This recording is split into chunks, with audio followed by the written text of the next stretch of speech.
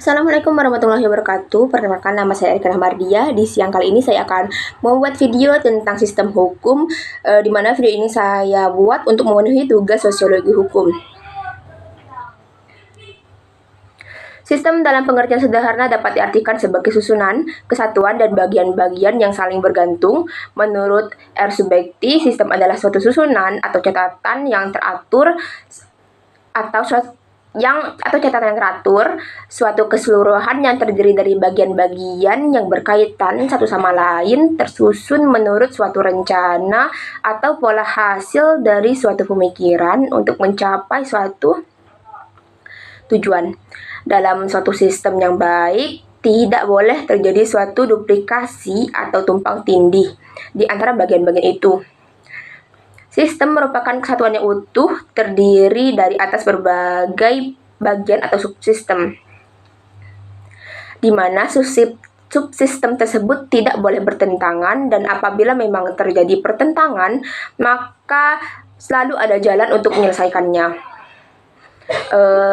Sistem hukum haruslah tersusun dari sejumlah bagian-bagian yang dinamakan subsistem hukum secara bersama-sama.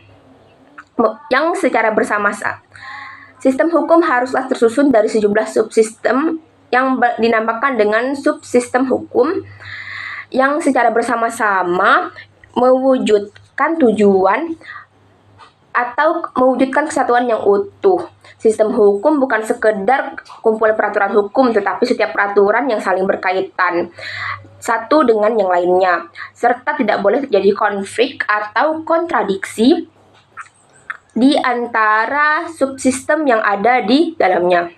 Dalam studi ilmu hukum, kebanyakan orang, terutama para sarjana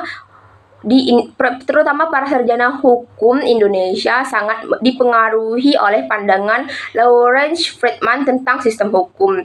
Menurut Lawrence M. Friedman, sistem hukum mencakup 3 komponen atau subsistem, yaitu komponen struktur,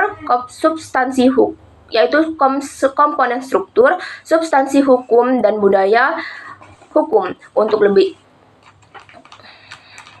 Struktur hukum juga berarti sebagaimana badan legislatif ditata, apa yang boleh dan tidak boleh dilakukan oleh presiden,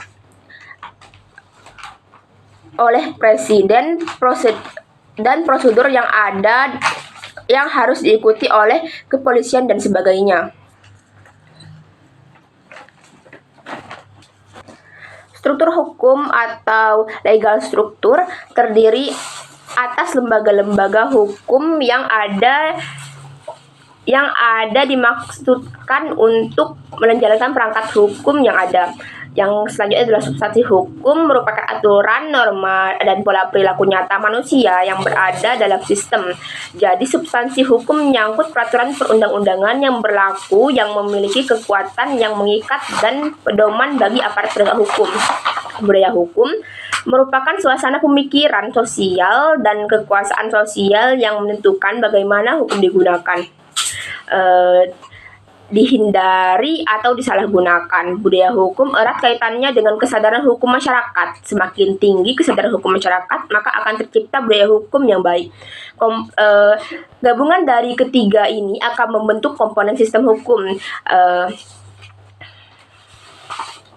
yang dimana komponen sistem hukum adalah salah satu cara untuk terciptanya penegakan hukum yang baik.